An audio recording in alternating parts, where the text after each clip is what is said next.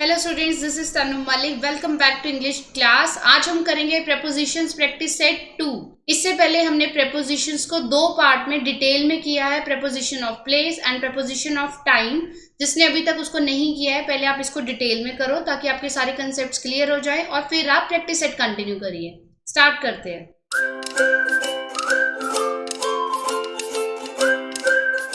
Question number 1, students are playing football dash playground. अब जो playground है वो क्या है? एक प्लेस है और ये एक एनक्लोज्ड प्लेस है, तो इसका क्या आंसर आएगा? At, in, of, on. हमेशा एनक्लोज्ड सरफेस के लिए आंसर आता है in, so right answer is B option, in. Question number 2, the girl is sitting dash the tree, in, at, under, from. So जो पोजीशन है girl की वो है under the tree. C is the right option, girl is sitting under the tree. Question number 3, the Trivedi family live dash 14 west Chandigarh. Proper address दिया हुआ है कि यहाँ रहती है, और ये हमने रूल्स में किया था, जहां पर भी एक प्रॉपर एड्रेस दिया हुआ है या प्रॉपर जगह का नाम बताया है वहां पे हमेशा आता है एट, तो यहाँ पर आ जाएगा at 14 west Chandigarh. Question number 4, students have to write their names dash the top of the page. अब यहाँ पर एक पेज है और आपको गाइड किया गया है कि आपको अपना नेम यहाँ टॉप पर लिखना है, so the position is at the top. Right answer is C option.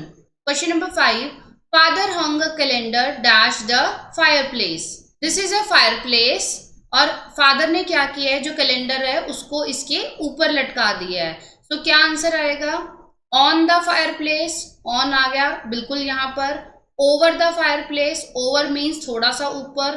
Under, at गलत है, so right answer is over, means उसके थोड़ा सा ऊपर, और थोड़ा सा यहाँ पर डिस्टेंस होता है ओवर में, so right answer is B option. Question number 6, the cat is sleeping dash the table. क्या क्या ऑप्शंस हैं? ओवर नहीं आएगा क्योंकि ओवर में जो भी ऑब्जेक्ट होता है उसमें थोड़ा सा डिस्टेंस होता है, लेकिन कैट जब सो रही है तो वो तो बिल्कुल सरफेस के ऊपर सो रही होगी।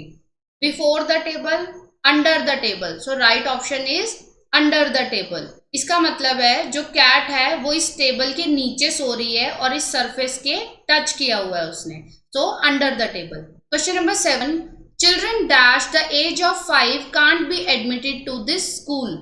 जो बच्चे इस एज से कम हैं उन्हें इस स्कूल में एडमिट नहीं किया जाएगा, सो कम, एट, इन, विद नहीं आएगा। Right option is A, under the age. Question number 8, my sister works dash a bank. एक बैंक में काम करती है, so this is in.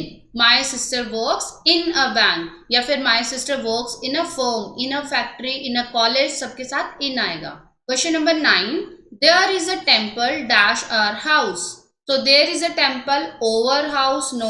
Near house, on नहीं आएगा, across नहीं आएगा, so right option is B, near our house, हमारे घर के पास एक मंदिर है। Question number 10, the old man was sitting dash the corner of the room। अब यहाँ पर आ गया कॉर्नर, इसके साथ हमने दो रूल्स किए थे। हमें कैसे पता चलेगा यहाँ पर इन आएगा या एट आएगा? Now for example this is a room और ये एक कॉर्नर है, तो इन यूज होता है एनक्लोज सरफेस के लिए। जो मैन है वो इसके अंदर बैठा है, तो इसका ऑप्शन आएगा इन। नेक्स्ट क्वेश्चन देखिए, question number 11, you can find the milk booth dash the corner of the street. अब यहाँ पे ये बात कर रहे हैं एक स्ट्रीट की, फॉर एग्जाम्पल ये स्ट्रीट है और ये बात कर रहे हैं एक कॉर्नर की। अब कॉर्नर कहीं भी हो सकता है, लेकिन ये एनक्लोज नहीं है, ये चारों तरफ से बंद नहीं है, तो इसके लिए हमने क्या रूल किया था? इसके लिए आता है एट। इन जो कि एनक्लोज्ड है तो इन द कॉर्नर, और कॉर्नर जो कि एनक्लोज नहीं है उसके लिए आता है एट द कॉर्नर, तो इसका आंसर है A option, at the corner.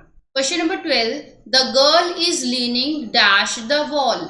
अब जहां पर भी वॉल आ जाता है तो इसके साथ हमेशा आता है against, against the wall, so right answer is D, against the wall. Rumours are spreading dash the world. Rumours होती हैं अफवाहें, पूरे संसार में अफवाहें फैल रही हैं, तो वर्ल्ड के लिए कौन सा प्रपोजिशन आएगा? On, no.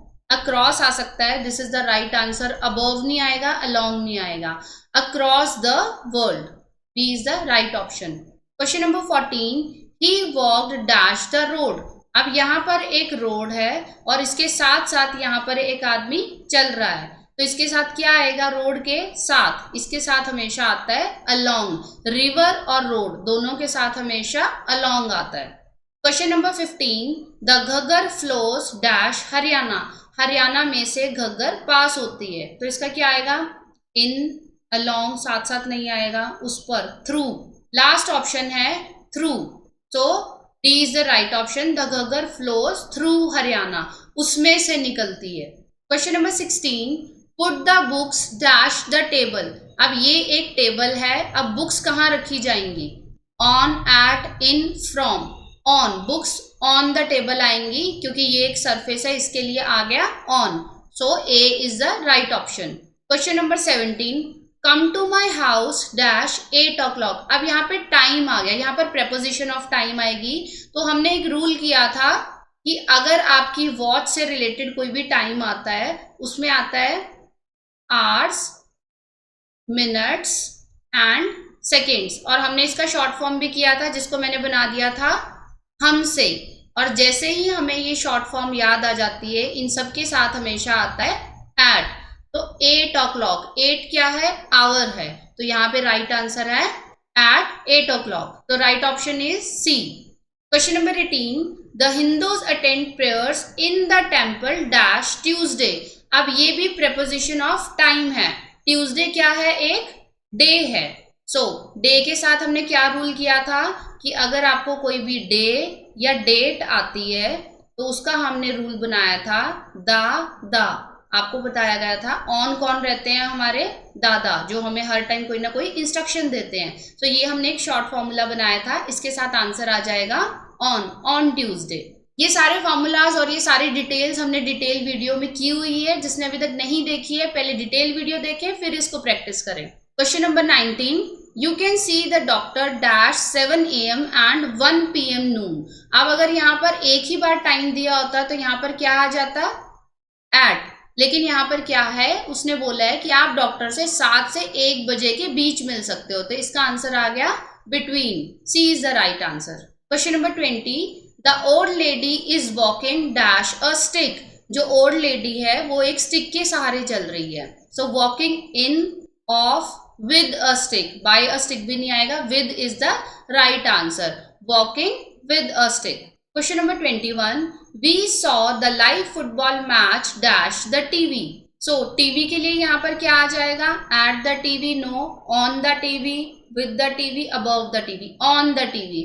हमने टीवी पर एक लाइव फुटबॉल मैच देखा, so on is the right answer। Question number 22, we pay the water bills dash cash। अब आप कभी भी जब शॉप पे जाते हैं तो मोस्टली आपसे पूछा जाता है कि आप बाय कैश पेमेंट करोगे या बाय चेक, तो हम हमेशा बोलते हैं इन कैश। तो कैश के साथ हमेशा क्या आ जाएगा?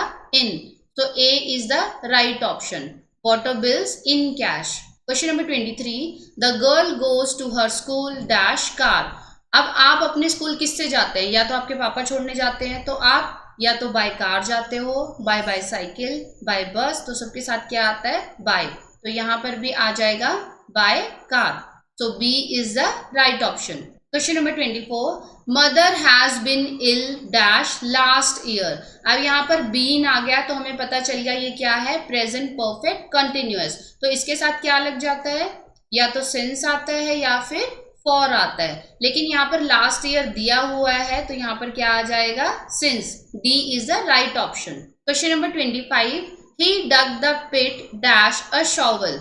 वो एक गड्ढा खोद रहा है और शॉवल होता है एक औजार, इस औजार के साथ। सो he dug the pit with a shovel, so A is the right option। Question number 26, the factory is dash fire। The factory is in fire, at fire, no, factory is on fire, this is the right option, on fire। Question number 27, the pomegranates are sold dash 150 rupees a kilo। जो अनार हैं वो 150 रुपए kilo बिक रहे हैं, तो are sold at, इसके साथ हमेशा आता है at. B is the right option. Question number 28, you can stay dash me tonight. तुम मेरे साथ रुक सकते हो। You can stay for, by नहीं आएगा, एट भी नहीं आएगा, विद, मेरे साथ। So you can stay with me tonight. D is the right option. Question number 29, where do you come dash. अब ये क्वेश्चन आपसे हमेशा पूछा जाता है आप कहाँ से आते हो, सो इसके साथ हमेशा आता है from. Where do you come from, from is the right option. Last question, question number 30, Agra is dash the Yamuna. हमेशा ये सेंटेंस आता है dash is situated on the Yamuna, तो Agra is situated on the Yamuna, तो यहाँ पर राइट ऑप्शन है C. So this is the end. Hope आपने 30 क्वेश्चंस बहुत अच्छे से किए हैं, क्योंकि हमने प्रेपोजिशन ऑफ टाइम और प्लेस बहुत अच्छे फॉर्मूलाज के साथ किया था। आपने मुझे अपना स्कोर जरूर बताना है यहाँ पर पोस्ट करके कि आपका आउट ऑफ 30 कितना स्कोर आया, और अगर कहीं आपके 1-2 नंबर कटे हैं तो आपने उस गलती को दोबारा रिपीट नहीं करना। So thank you for watching. ऐसे ही प्रैक्टिस करते रहिए और होप आपकी इंग्लिश जल्दी ही इम्प्रूव हो जाएगी। For more video subscribe the channel, और अगर आपको वीडियो अच्छी लगी है तो वीडियो को लाइक करना ना भूलें। Thank you, bye bye.